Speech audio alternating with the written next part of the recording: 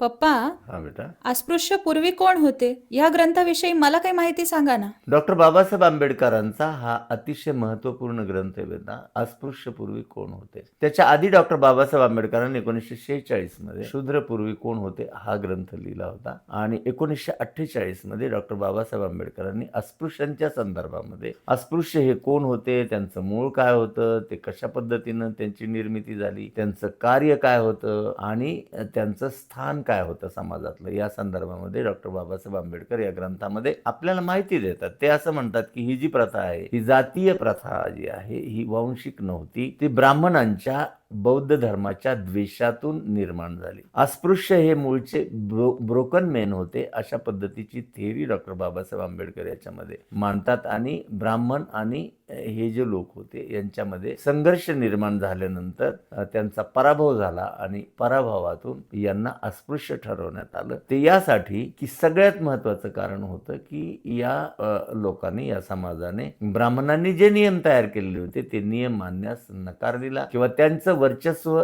मानण्यास त्यांनी नकार दिला. दुसरी एक गोष्ट होती की गोमांस भक्षण. काय झालं की सुरुवातीच्या काळामध्ये जेव्हा ब्राह्मण या वर्णातले लोक शाकाहारी नव्हते, सर्व मांसाहारी होते, समाजातील सर्व लोकांना मांसाहार चालायचा, परंतु ब्राह्मण समाजातील लोकांनी, वर्णातील लोकांनी जेव्हा मांसाहार सोडला तेव्हा ज्या लोकांनी मांसाहार सोडला नाही अशा लोकांना अस्पृश्य ठरवलं गेलं, त्यांना बहिष्कृत केलं गेलं आणि त्यांना गावाच्या बाहेर राहण्यास भाग पाडलं. गावकोसा बाहेरचे हे लोक म्हणजे अस्पृश्य, अनटचेबल. विषय कसा आहे बेटा की जेव्हा डॉक्टर बाबासाहेब आंबेडकरांनी 1946 मध्ये शूद्र पूर्वी कोण होते हा ग्रंथ लिहिला, या ग्रंथामध्ये त्यांनी शूद्र चातुर्वर्ण व्यवस्थेचा एक भाग होता, परंतु अस्पृश्य, अनटचेबल्स हा चातुर्वर्ण व्यवस्थेच्या पलीकडची व्यक्ती समूह होता, समाज होता. कारण शूद्रांचा स्पर्श हा वर्ज्य नव्हता. या तिन्ही वर्णांना त्यांचं स्थान हे